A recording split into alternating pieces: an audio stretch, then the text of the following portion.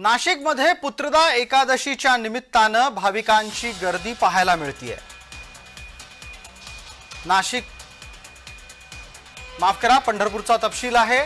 पुत्रदा एकादशीच्या निमित्तानं पंढरीमध्ये भाविकांची गर्दी पाहायला मिळतेय। विठ्ठलाच्या दर्शनाच्यासाठी भाविक पंढरीमध्ये गोळा झाले आहेत।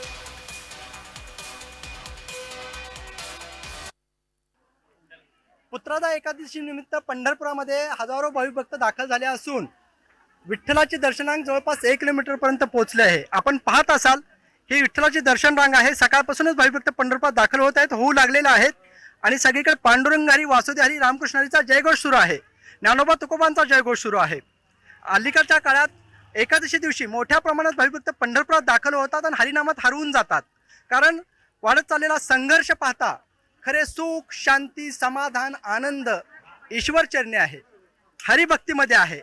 ही वास्तवता समोर आल्यामुळे एकादशी दिवशी मोठ्या प्रमाणात भाविक भक्त पंढरपुरात दाखल होऊ लागलेले आहेत आणि हे पंढरपुरात भाविक भक्तांचं दाखल होणं, हरिनामात हरवून जाणं भारतीय संस्कृतीला पूरक आहे, किंवा हेच मानवी जीवनाला पूरक आहे असं म्हटलं तर वावगं ठरणार नाही।